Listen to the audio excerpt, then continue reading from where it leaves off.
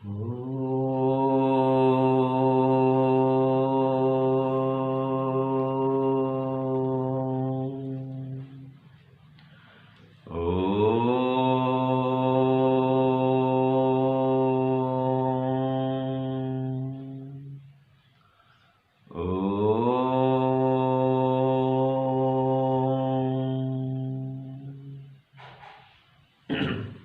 सादर नमस्ते जी। आप वैदिक पाठशाला के माध्यम से वैदिक ज्ञान विज्ञान को सुन रहे हैं। दार्शनिक विषयों का ज्ञान भी आपको अति संक्षेप में परिचय के रूप में हम प्रदान कर रहे हैं। तो दर्शनों का परिचय हमारा चल रहा था, योग दर्शन, सांख्य दर्शन, दो दर्शनों का परिचय करा दिया गया है। और सांख्य दर्शन के आधार पर फिर हम जीवन को सफल कैसे बनाएं, सुख से या सुखी होकर के कैसे रहें, जीवन की सफलता क्या है सांख्य के अनुसार, ऐसे ऐसे विषयों को हम ले रहे थे। तो आज भी हम सांख्य दर्शन को ही लेके आगे बढ़ेंगे कि सांख्य दर्शन के अनुसार हमारे ये जन्म और मरण में आने का कारण क्या है, हम जन्म और मरण के बंधन में क्यों आए हैं, इसका कारण क्या है। क्योंकि जब कारण को नहीं जानेंगे तो उसे छुटकारा नहीं मिलेगा। जैसे वैद्य लोग, डॉक्टर वैद्य जो आयुर्वेद के होते हैं, वो पहले पता लगाते हैं कि ये रोग क्यों हुआ है, कारण क्या है। जब कारण को जान लेते हैं तो उस कारण को हटा देंगे तो उसका जो कार्य है वो भी हट जाता है। कारण भावात् कार्य भावः, किसी भी चीज के कारण को हटा दो तो कार्य तो हट जाएगा। तो कार्य माने जो कारण से उत्पन्न होता है वो कार्य है। जैसे कि पेड़ है, पेड़ कार्य है, और जो उसका जड़ है वो क्या है, कारण है। तो पेड़ को काटते रहे, शाखा टहनी वो काटते रहे तो फल तो नहीं मरेगा, पेड़ तो नहीं मरेगा। उसको जड़ सहित उखाड़ दो तो पेड़ खत्म हो जाएगा। तो इसी प्रकार से हम जन्म और मरण में क्यों फंसे हुए हैं, बंधन में क्यों आए हैं, इसका जड़ क्या है, कारण क्या है। इस जड़ को ही उखाड़ो, कारण को नष्ट करो तो हम जन्म और मरण के बंधन से बच जाएंगे। तो इसका उत्तर देता है सांख्य दर्शन में तीसरे अध्याय में सूत्र 23 और 24 आपको हम बताते हैं। सूत्र है ज्ञानान मुक्ति बंधो विपर्ययात्। तो तीसरे अध्याय के सूत्र 23 और 24 में आया है कि बंधो विपर्ययात्, कि हम बंधन में क्यों आए, कारण क्या है। तो इसका कारण कहा विपरीत ज्ञान, मिथ्या ज्ञान। तो जो मिथ्या ज्ञान होता है, उल्टा ज्ञान, जो जैसा नहीं है उससे उल्टा समझना, तो इस कारण से हम बंधन में आते हैं। और ज्ञानान मुक्ति, जब ज्ञान हो जाता है, यथार्थ ज्ञान, तत्व ज्ञान, तो मुक्ति मिलती है। तो ये जो अविवेक है यही बंधन का कारण है सांख्य दर्शन के अनुसार। सांख्य दर्शन में जो अविवेक है अर्थात विपरीत ज्ञान है, अज्ञान है, मिथ्या ज्ञान है, इसके होने से व्यक्ति सकाम कर्म करता है, राग द्वेष आदि क्लेशों से युक्त होता है और फिर पाप भी करता है, अधर्म करता है और जन्म मरण के चक्र में आते रहता है। तो हम बंधन में क्यों आए हैं, संसार में जन्म और मरण के चक्र में क्यों पड़े हुए हैं, इसके कई सारे कारण बताए थे प्रथम अध्याय में। और पूछा गया था कि क्या ये कारण है बंधन का, ये कारण है, ये कारण है, कई कारण बता दिए गए थे। और अंतिम में पता चला नहीं, ये जो कारण बता रहे हैं, जैसे कि क्या ये शरीर की जो अवस्था है, बाल्यावस्था, युवा अवस्था, वृद्धावस्था, क्या ये अवस्था कारण है हमारे जन्म और मरण के बंधन में आने का।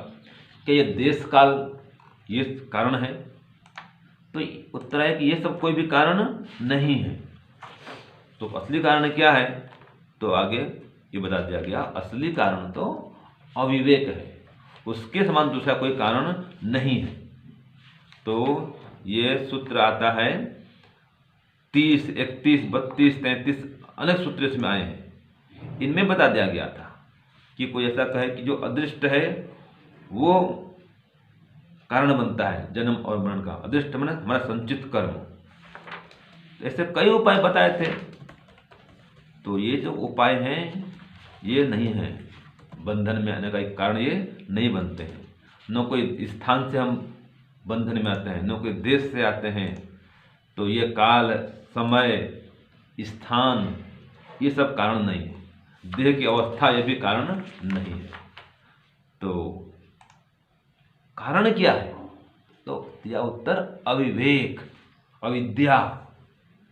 योग दर्शन में भी यही कहा है, तस्य हेतु अविद्या। ये जन्म और मरण का जो कारण है, हेतु है, वो अविद्या है, जिसको सांख्य में अविवेक कहा गया है।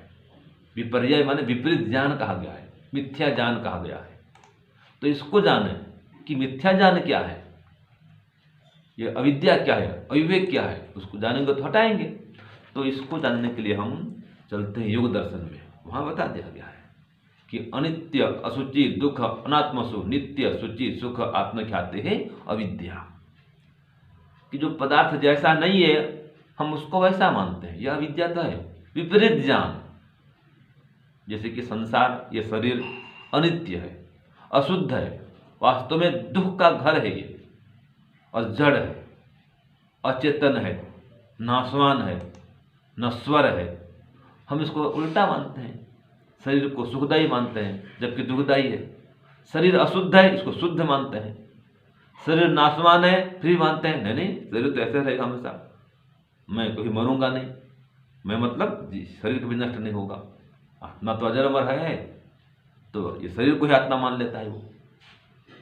तो ये उल्टा ज्ञान है, विपरीत ज्ञान है, यही बंधन का कारण है। तो संसार के विषय भोगों में सुख देखते हैं, उसमें सुख मानते हैं, यह अविद्या है।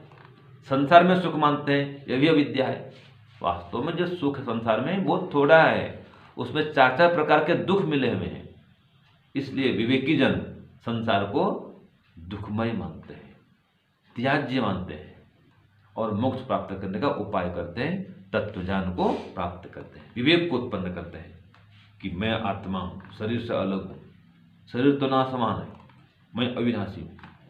आत्मस्वरूप का बोध करते हैं और परमात्मा के स्वरूप का चिंतन करते करते, ध्यान करते करते, समाधि लगा करके परमात्मा का साक्षात्कार करते हैं। और जो प्रकृति है उसको साधन मानते हैं, संसार को साधन समझते हैं। ये भोजन, वस्त्र और धन संपत्ति भी, शरीर भी, ये सब साधन है, सहायक होते हैं। ये शरीर है, स्वस्थ है तो ध्यान उपासना करेंगे, ठीक भोजन पानी का ग्रहण होगा तो शरीर स्वस्थ रहेगा। तो ये सब साधन हैं, इनको साधन मानेंगे, इनको साध्य नहीं मानेंगे। तो बस हम इनको साध्य मान लेते हैं, साधन को, ये हमारे बंधन का कारण बन जाता है, इसलिए बंधन में आते हैं। संसार, शरीर सब साधन है, इसको साध्य न बनाए। साध्य माने प्राप्तव्य, लक्ष्य है हमारा। तो संसार को पाना लक्ष्य नहीं है, लक्ष्य तो ईश्वर को पाना है। क्योंकि उसको पाने से जो हमारा परम लक्ष्य है, सभी दुखों से छूटना, ये संभव हो सकता है।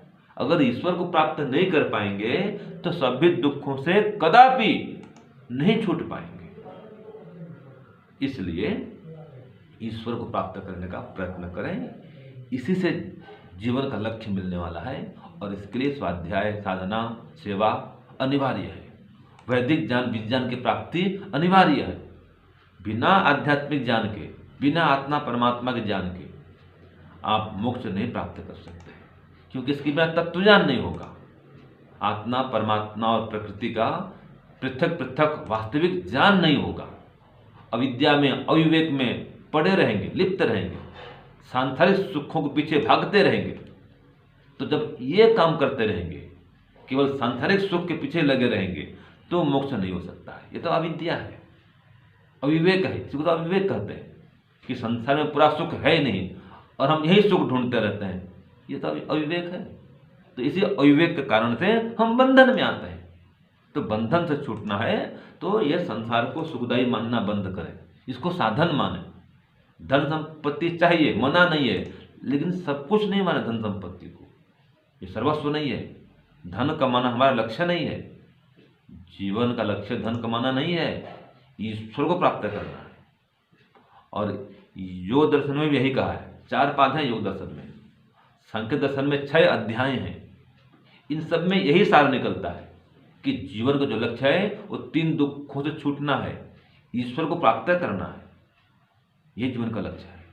इसके लिए ये सब साधन तो बनेंगे, शरीर है, धन भी है, ये लिखना पढ़ना सभी काम साधन बनेंगे। दान पुण्य हवन सत्संग स्वाध्याय साधन तो बनेंगे, लेकिन ये धन संपत्ति साध्य नहीं है। ये अंतिम लक्ष्य यह नहीं है। अंतिम लक्ष्य तो ईश्वर है। तो उसको प्राप्त करके ही हम ये जन्म और मरण के बंधन से छूट सकते हैं। और इससे छूटने के लिए उसके कारण को जाने, जो अविद्या है, अविवेक है, मिथ्या ज्ञान है, इसको हटाए। तो योग शास्त्र में आया है, विवेक ख्याति वही प्लवा हानो पाया। जो ये विवेक ख्याति है, विवेक का ज्ञान है, तत्व ज्ञान है, ये लगातार बना रहे। ये ज्ञान अखंडित रूप से टूटे नहीं, उसमें मिथ्या ज्ञान घुसे नहीं। तो जब लगातार मिथ्या ज्ञान को हम दबा के रखेंगे, फिर नष्ट कर देंगे, उसको दग्ध बीज कर देंगे, तो फिर नया जन्म नहीं मिलेगा। दग्ध बीज माने जैसे बीज को हम भून देते हैं अग्नि में, तो उसमें अंकुरण शक्ति नष्ट हो जाती है। भुना हुआ कोई बीज हो, उसको डालो खेत में, वो नहीं उगेगा। ऐसे क्लेश को हमने भून दिया, अविद्या, अस्मिता, राग, द्वेष, अभिनिवेश, ये 5 क्लेश हैं। जब तक ये क्लेश हैं तब तक हमारा जन्म और मरण का बंधन चलता रहेगा। और इन सब के मूल में वही अविवेक है, अविद्या है। जो कहा ना, बंधो विपर्ययात्, विपरीत ज्ञान है, मिथ्या ज्ञान है, ये तो सबका कारण है, ये अविद्या है। तो ये अविद्या होने से सब क्लेश पैदा होते हैं। ये क्लेश हैं तो बार बार जन्म होगा, बार बार मरण होगा। तो समस्त क्लेशों को नष्ट करें, इसके लिए अविद्या अविवेक को नष्ट करें, और इसके लिए ध्यान करें, उपासना करें, साधना करें, अष्टांग योग का अनुष्ठान करें। बार बार कह रहा हूं मैं, योग के 8 अंग होते हैं ना, पहला यम, दूसरा नियम, तीसरा आसन, चौथा प्राणायाम, 5वां प्रत्याहार, 6वां धारणा, 7वां ध्यान, 8वां समाधि। यह अष्टांग योग का पथ ही मोक्ष प्राप्त करने का मार्ग है। तो इन 8 अंगों को आपको हम बताएंगे भी, आगे कक्षाओं में ये विषय भी हम लेंगे। तो बस इतना कहना चाहेंगे कि आप सब पाठों को सुनते रहें। आगे नए नए विषय आएंगे, फिर परीक्षा भी होगी। आज भी एक परीक्षा आपको देनी है, तो ये क्रम हमारा चल रहा है। और इसके लिए आपको पुस्तक कुछ भेजे हैं PDF फाइल में, और इसका जो हार्ड कॉपी भी हम आपको भेजने वाले हैं। हमारा लक्ष्य है कि चारों वेदों के 100 मंत्र, और उसमें विशेष विशेष मंत्र होंगे, साथ में 100 मंत्र और जोड़ेंगे, जिसमें गणित है, विज्ञान है, ये विमान विद्या है, और अनेक प्रकार की जो आधुनिक विद्याएं हैं, वो सब जोड़ के 500 मंत्र का एक हम पुस्तक बनाएंगे, चारों वेदों को लेकर के। वो भी आपको भेजेंगे। ऐसे जो हम पढ़ा रहे हैं, इसका भी पुस्तक है, प्रारंभिक शिक्षा भाग 1 भाग 2, ये सब हम तैयार करके आप तक पहुंचाएंगे। तो जो इन पुस्तकों को लेना चाहते हैं, हम पहले से नाम लिखा देंगे। जो उसका शुल्क पड़ेगा, आपसे शुल्क ले लेंगे, कोई बात नहीं।